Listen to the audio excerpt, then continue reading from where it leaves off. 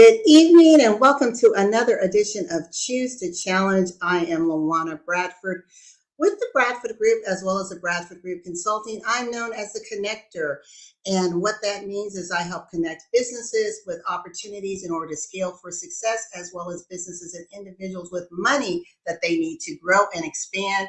And what I love so much about this particular platform that I'm on, it allows me to bring experts who have certain messages that challenge us with our mindset, challenges systems, institutions, norms that are preventing us as women from elevating and expanding to the best and highest version of ourselves. Today, we're going to be talking about mental health. And for those of you that don't know, it is National Mental Health Awareness Month, National Minority Mental Health Awareness Month. And you may be thinking, well, Luana, didn't we just have Mental Health Awareness Month in May? Yes, we did. But it's also important that we have a targeted focus on minority mental health. Why? Because Black and Brown communities have taboos, have stigma around mental health. And of the 1 out of 5 individuals that suffer from any sort of mental health illness or conditions, most within our community will not seek the help that they need. Also, our ability to have therapists that look like us, our access to care is a little bit disparate. So it's important that we have this conversation. And I have a special guest who's coming on, Teresa Wright Johnson, who I'll bring to the stage in a moment. But before I go and introduce her, I want to salute our sponsor, which is the Celebrate You International Women's Conference, which will be held July 23rd, 22nd, and 23rd. And if you're wondering what is this conference all about, I'll let Marva Riley, who is a registered nurse and also one of our speakers, tell you a little bit about it.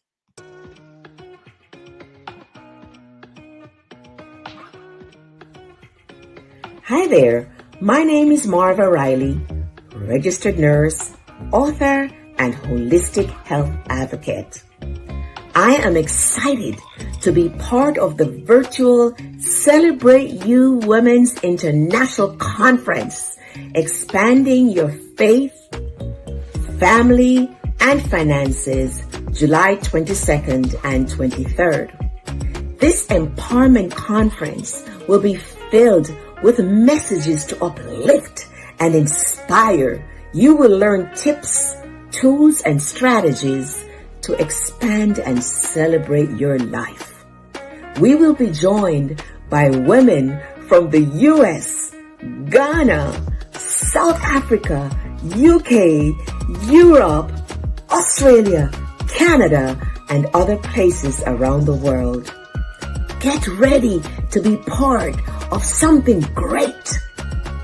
If you're a woman who wants to not only rise but soar and live life to the fullest, this conference is for you.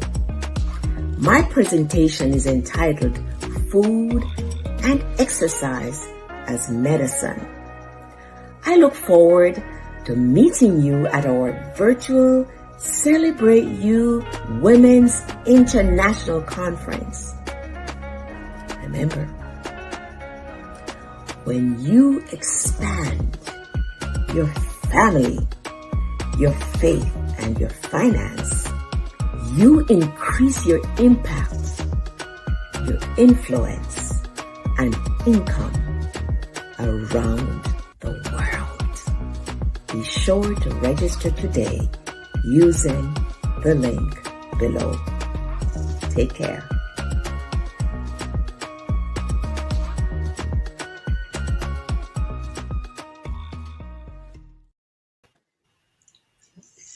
Well, welcome, Teresa. How's it going? Great. It's doing wonderful. Thank you so much for having me. Well, for those of you who do not know who this amazing woman is, I cannot believe we've known each other for over 20 years, Teresa. Where's the time gone? We look so good for that 20. Well, today we're going to be talking about mental health matters in navigating the workplace. And Teresa is a mental health advocate. She's a connector. She is a community connector, and in her mental health advocacy, she fights for communities, families, and children. She is the CEO of TWJME, and which stands for Teresa Wright Johnson Multiple Enterprises. She's a certified parent support specialist. She's into and an advocate and a trainer for adult mental health first aid. We're going to get into that. So, yes, there is such a thing as mental health first aid. She's a trauma informed care specialist, as expert on domestic violence. She is affiliated with the National Association of Mental Illness, Mental First Aid, the National Federation of Families for Children, and much, much more. This woman is moving and shaking on the national stage, and she has an amazing message for us today so that we can be aware, shift the narrative as it relates to mental health, particularly within our Black communities. Welcome, Teresa. Thank you. Thank you. I know it's a mouthful, that TWJME. My kids say, they like, it reminds me of alphabet soup. But you have to embrace your whole self. And that's with anything. And Minority Mental Health Awareness Month is about embracing us, people of color, Black and brown people, and understanding mental health. Well, I'd like to talk a little bit about that because we know within our communities, there are some stigmas, there are taboos. And I don't know about you, but when I was growing up, of course, your parents may talk to you about managing money. So that's the financial wellness piece, making sure you exercise. So that's the physical piece. But I don't recall having conversations about my mental well being and how to even develop the tools. I'm certain they were peppered in somehow, but just to have those types of conversations, we didn't have them in our home. Wow. So I know for me, mental health was not taught to me about as a child. Spirituality and, having spirit and faith and all those things were taught to me. And being a woman of color, as a diverse woman of color, of being a Black woman, African American, as some people would say, but a Black woman, being part Philippine and American Indian in particular, I am a woman of color. I do remember knowing that people in my family had some mental illness, but they told me the names of the things. Like my mom told me, hey, this particular aunt experiences this mental health, blah, blah, but she told me the name of it. She said schizophrenia, but nobody ever explained any of it really to me. So I had the verbiage in my head, but nobody told me about what those things were, how to take care of yourself if you had them, what happened, etc. So in some ways, the words were there, the verbiage was there, but no skill set was given to me besides faith, Yeah, exactly. It's like you pray. And that's the other thing within our communities. We are a strong faith-based community. And so I think there's times when you feel shame or guilt that if I need to go outside of my faith circle and get professional trained help, then it's saying I don't have faith. Or there's something wrong with me. Yes. So I think from the other thing, from being very much raised in faith related areas, my mother was an evangelist. I remember prayer being a thing. And, another thing that came across, just being honest, is if someone had mental illness, it was something wrong with them. It might have been, it was a bad spirit or demonic, all these other little stigma things that come along with it that are not true. And that's why Minority Mental Health Awareness Month is important, because we want to break those myths and get people the supports and the information they need to understand that mental health is a part of your whole health. Whether you have an arm or a leg or diabetes or heart challenges, we have no problem with the physical part. But remember, mental health is a part of how our brain works, how our mind and our emotion work. So that's a part of our health. And so that's why it's so important to celebrate and bring awareness to this information. Based on your interaction with children, with schools, are schools today placing an emphasis on that? Are there any sort of training? Because we know our children are being faced with traumatic events that we didn't have to experience. When you're thinking about the gun violence in schools, just their overall safety going to and from school is a point of concern for parents. So, is there anything in place to help our youth deal with that level of trauma, concern, anxiety, or even PTSD? So over the last few years in particular, because of the pandemic, there has been an increase in mental health for all people, but in particular, children, adolescents. And so school systems, healthcare systems, they're becoming more aware of these things.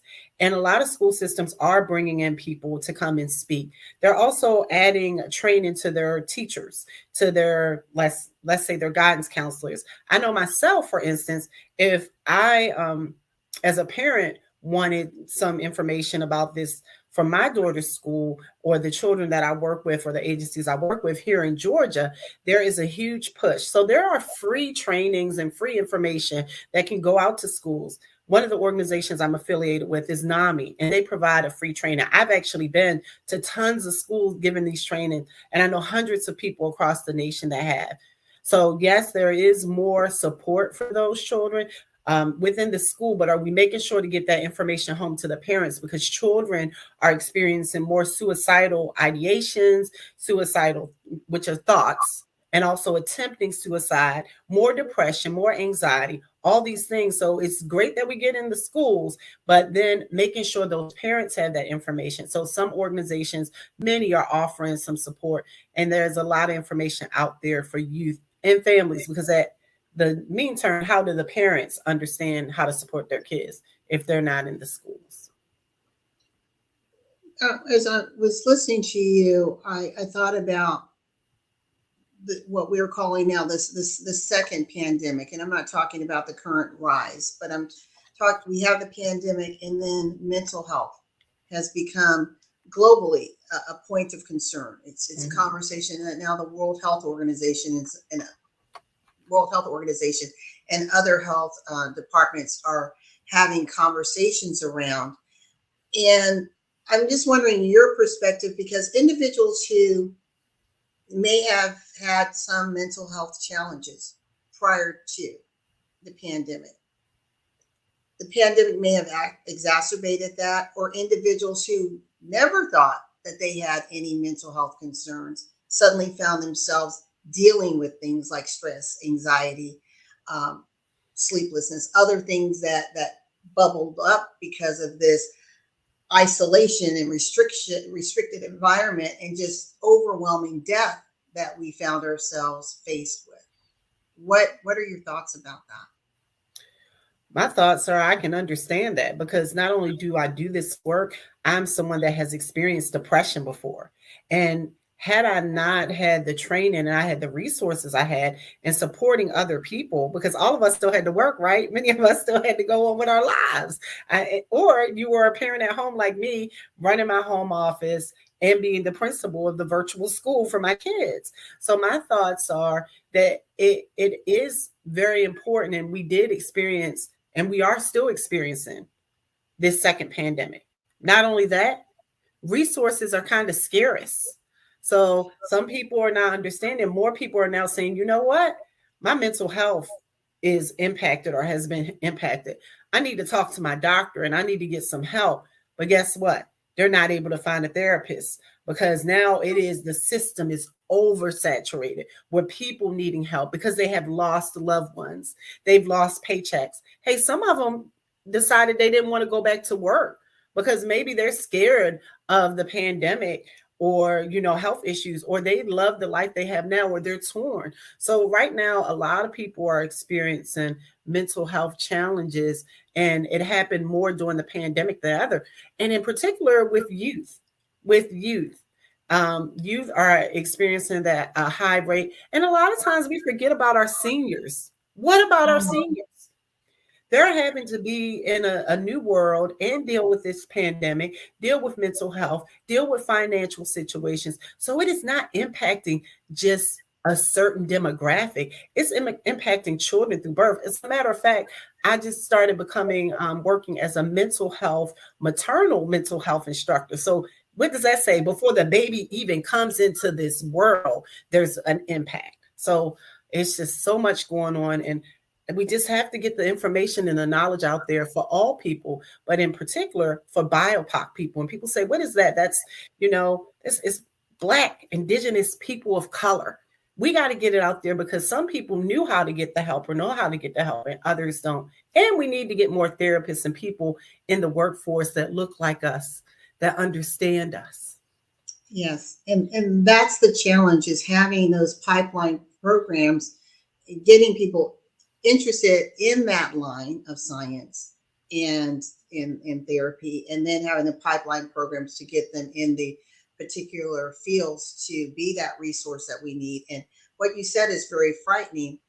The resources are limited.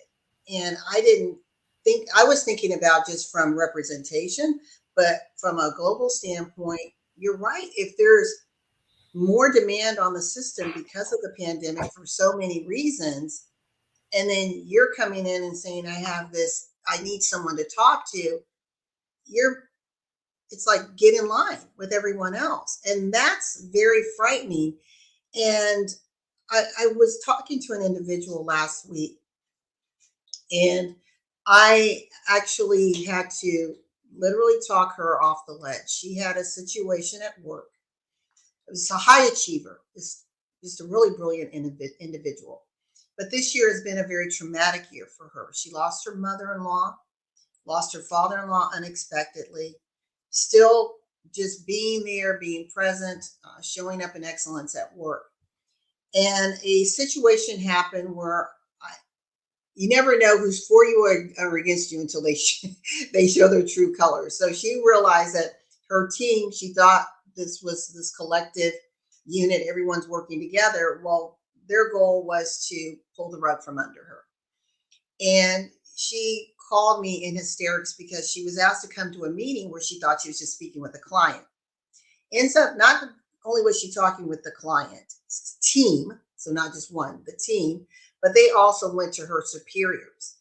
And so she had executive leadership in the meeting, and they were just badgering her and saying what she wasn't doing, and she wasn't showing up, just all of these untruths. But she's a person of one, and on the other side is this team against her. And when I was talking to her, you could hear the anxiety, the stress. I mean, she was crying where she was like hyperventilating, that type of uncontrollable crying. And I had to tell her, Teresa, I said, I'm going to be on the phone right now. I need you to call someone. I need you to get medical assistance now. And she's like, I don't even think it's worth doing this anymore. And I'm like, doing what? She's like, it just doesn't seem like being here even makes sense. Fortunately, and I'm so glad, I followed up with her this weekend. I'm going to follow up with her today. The next day, she was able to get an appointment. She has another one this week, and she's going to ask for them to write, I guess, a pass for her so she could take off 3 or 4 weeks for her mental well-being. But I was, I'm thinking about when we were doing the mental health panel. I'm like, oh my gosh, what did they tell me to do? Because I heard it in her voice, and I thought, I cannot hang up this phone. I just cannot hang up this phone without knowing she's connected with someone who can guide and help her. Wow, that has to be, I'm glad that you were on that mental health panel because you understood, you heard a cue. You were like, okay, I hear something that doesn't sound right. And that's the important thing about all of this, is making sure that we're learning information, not only for ourselves, because listen, this might not be for you. I've had many situations where it's been for someone else. And had it not been for the training that I had, it would have impacted really close family members and friends. So I think that that's important. I heard you say something, though, a few things. One, you told her, you are not getting off this phone until we find somebody for you. Like, you need to talk to somebody. And many people feel like, you know what, I might not have insurance. I might not have the time to access a therapist. How am I going to find some help right now? No matter where you're at, there are hotlines that you can call.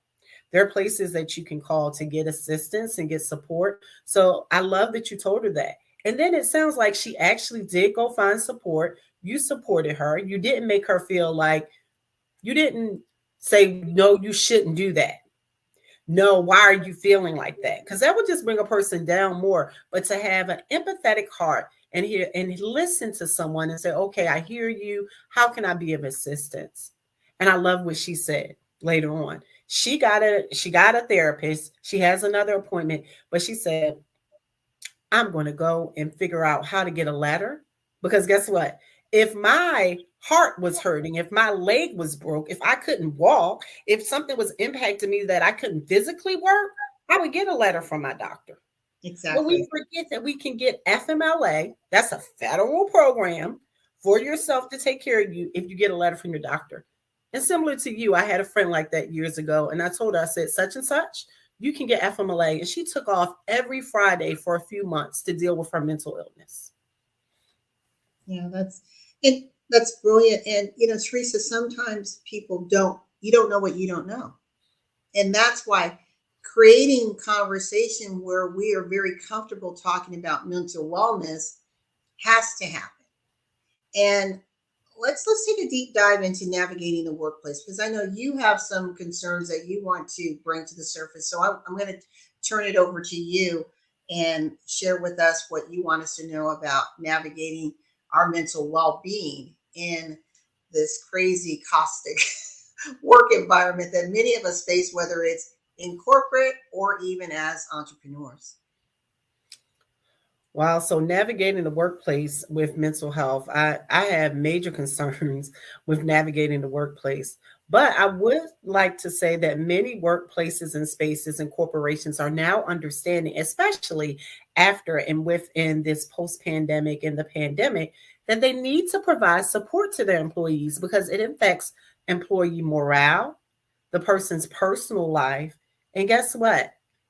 That lovely thing they had, that recession, they had this recession where people were not coming back to work and turnover. So many companies are understanding to offer more mental health supports. However, more is needed. And those of us that don't know how to advocate for ourselves in the workplace, that's needed as well. So, one of the things that some companies offer is your employee assistance program that helps you get services such as counseling or someone to talk to. But sometimes you just have to figure out how can you talk to your HR and ask what supports are offered, taking the stigma away from it, right? Because again, if I wasn't feeling well, I had to go get an operation, I'm taking my time off. But if my mental health is impacted, in particular, all of us, not just people of color, but people of color as well, is like, oh, I need to handle that on my own. No, you can go and ask about, FMLA. You can go and ask, are there any trainings or supports?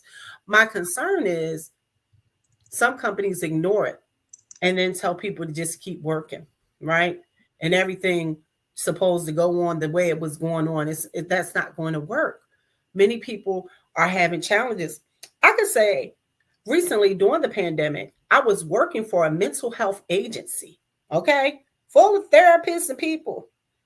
Not one time did they mention the word self-care, like where they were going to do something for their employees. But you're telling me to go and give self-care, teach self-care because, of course, being mental health, I teach self-care to the parents and the people that I work with. And I had to ask one of the higher ups, I said, well, when are y'all going to do something for the staff that's working with hundreds of people that have mental health diagnoses? That's the other thing. Many of those people that are dealing with and working with and supporting people with mental health, they're not sometimes getting the services they need. So it's not just typical corporate America, it's everywhere. And what can we do to better assist or support? One, get the knowledge and information that we can talk to our HR departments, our managers.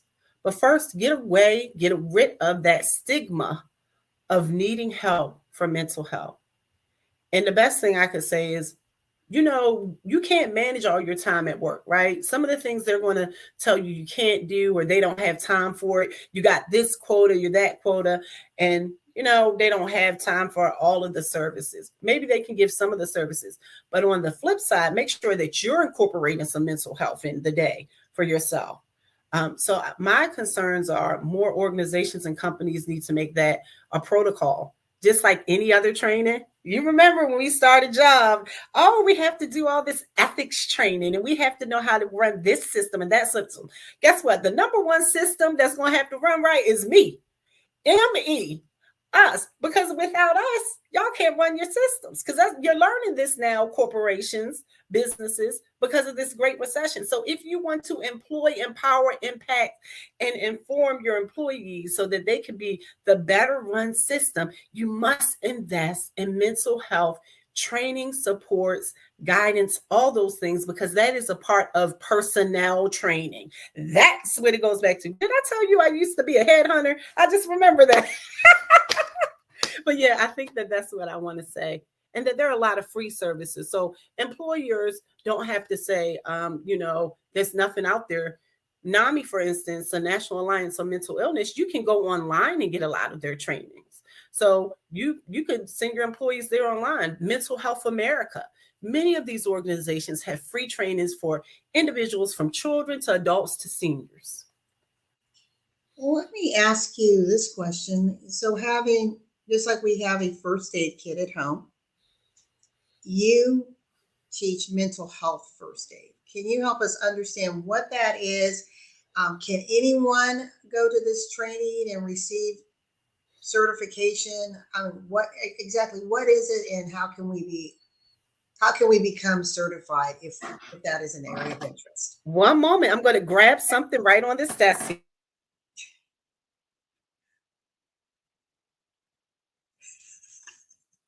Y'all can't see them that well because I got this virtual background up. But this is Algie. His name is Algie. And he has our mental health first aid little shirt on. And so, yes, mental health first aid was created many years ago. And this is very important because I've used this mental health first aid on myself for other individuals, but on myself one day. Mental health first aid, it was a husband and a wife. One was a physical doctor, like a medical doctor. One was more into psychology. They said, you know what? We need something just like CPR for mental health. They created mental health first aid.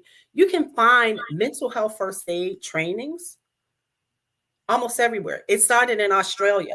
So, hey, and for free, many of them are free. And so what mental health first aid is, just like I'm CPR and first aid trained, I could tell you how and what to do if I needed to help someone that was at risk or, fell out in regards to their health or their heart. Mental health first aid is going to tell you what to look for, signs and symptoms of someone's mental health. Just like first aid CPR tells you signs and symptoms of heart attacks or if somebody has hurt themselves or injured themselves. So in mental health first aid, they're going to teach you, what does depression look like? What does anxiety look like? Luana, remember you heard your friend, something didn't sound right.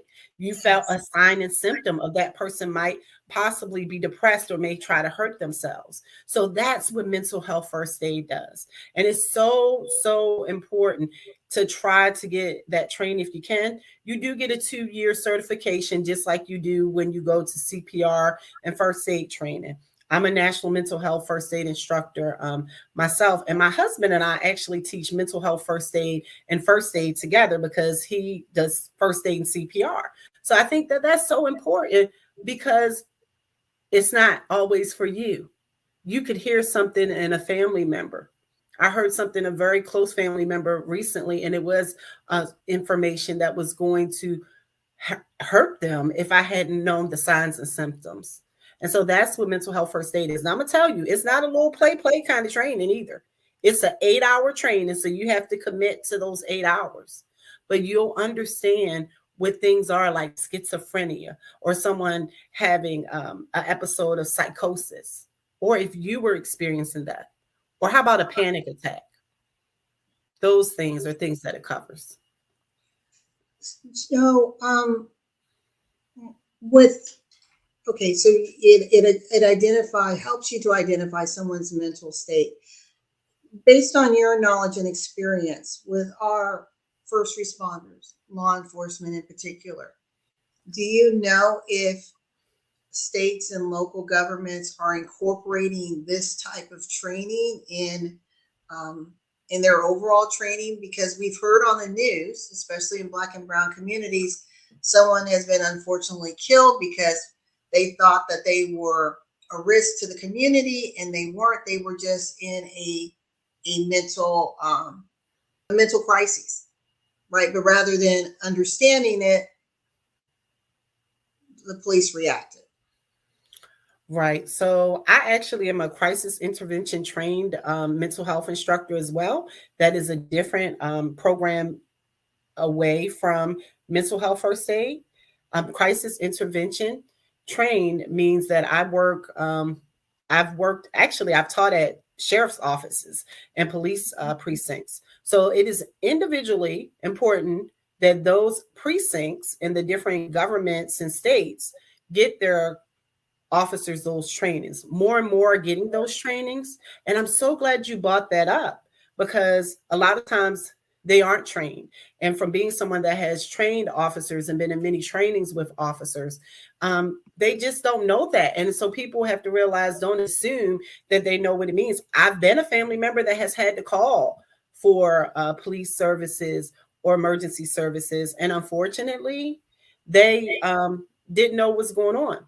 I would like to say too, though, that mental health first aid does have a training that I also am certified in. See, and it is mental health first aid for first aid responders and officers as well. So many of them are now starting to get the training, because just like everything else, we're learning that people are having more and more episodes, and a lot of times they're getting called based upon someone's mental state, right? So they need that additional training and information.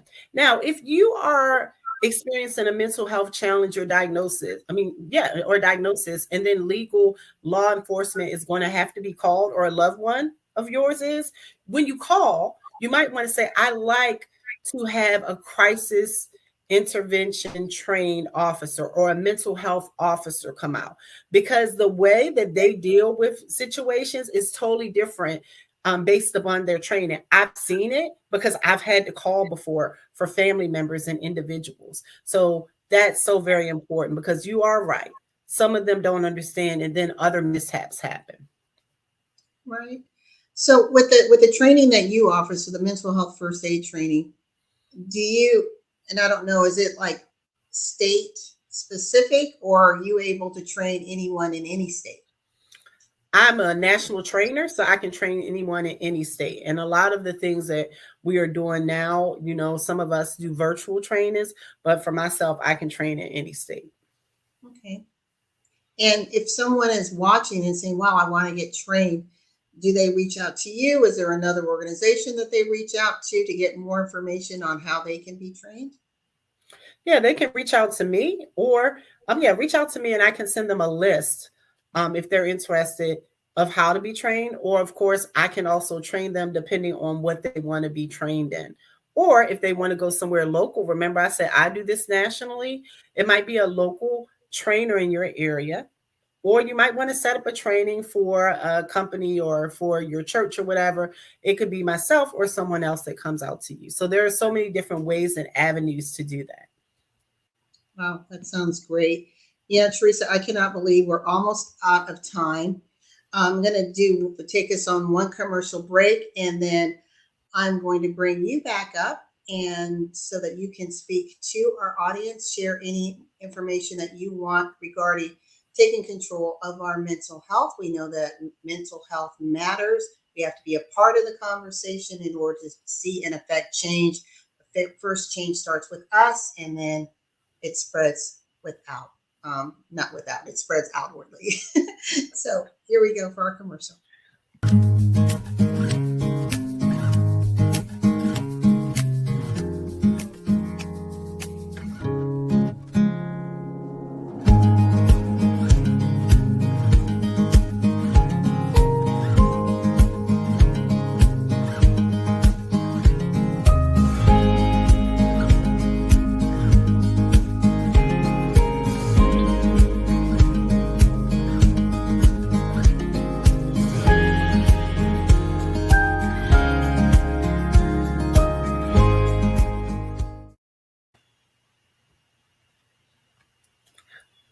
That was wonderful. I love that commercial. So I guess you just put me back up here and it's time for me to speak. That's not a problem for me. Thank you again, Luana, for having me for this wonderful topic on mental health minority awareness month. My thing for me is we just have to remember to take the stigma away from mental health and remember it's a part of our whole health and to seek help. I might not be the person that you need support from, but there are so many organizations and individuals out here doing the advocacy and the work that is needed.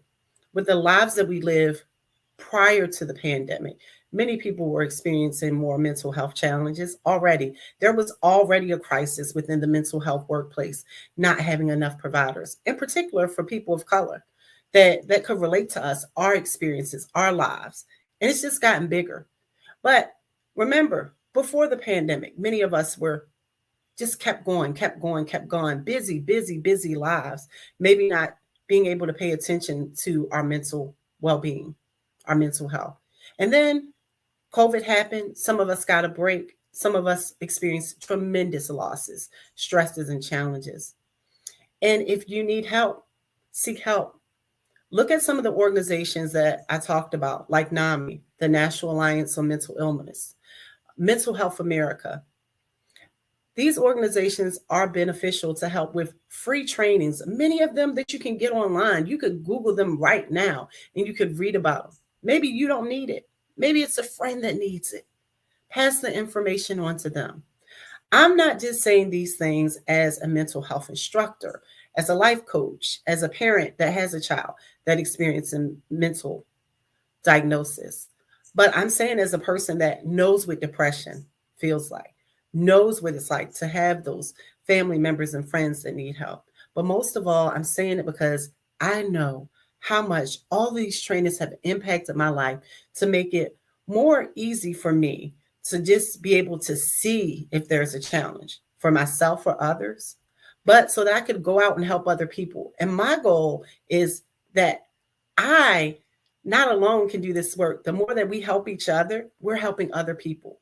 And in particular, in our community, people of color, Black and Brown people, we want to be able to support each other because the better our mental health is, the better our whole health is, the better we are as families, as people, as communities, and our whole lifestyles are better.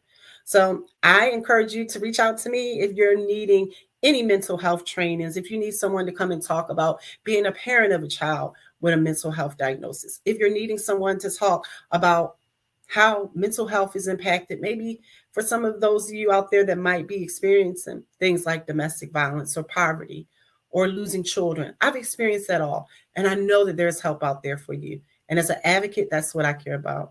I'm Teresa Wright Johnson, and my business is TWJME Enterprises because I believe that we are all full of resources, strengths, and struggles that we can put into a business, a service, or a ministry. And I'm here to help you as a mental health advocate. And as, guess what? A BIPOC person, a Black indigenous person of color that wants to just help our community. I want to help everyone, but I want to help our community, especially right now, every day, but right now in Minority Mental Health Awareness Month. I think that's all I had to say, Luana. Can't hear you. I'm on mute. There we go.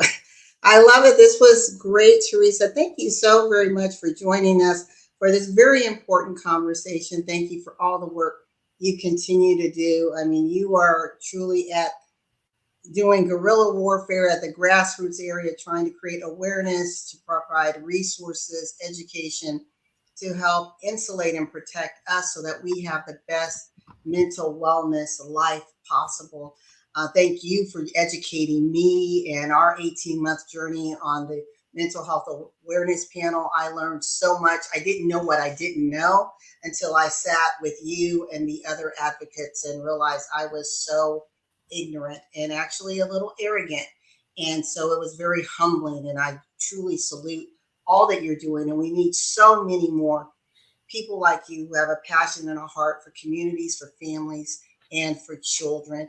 You and your husband are definitely in your lanes of genius, rocking and rolling, waving that banner. And I wish you and yours much, much success. And thank you again for joining us on Choose to Challenge. Thank you. And I'm so excited to be been able to be a part of this and that mental health panel. And I want to say, don't forget your youth. It starts with our youth. If we can teach them, they'll be the next advocates. And then they can help us as a community because that's what matters. Thanks so much. And check me out at TWJME. Have a great day. Yes, and to our listening audience, we will see you next week for another edition of Choose the Challenge on E360 TV, streaming on Facebook, Roku, Apple TV, and Samsung TV. And just remember that mental health matters. Be a part of the conversation.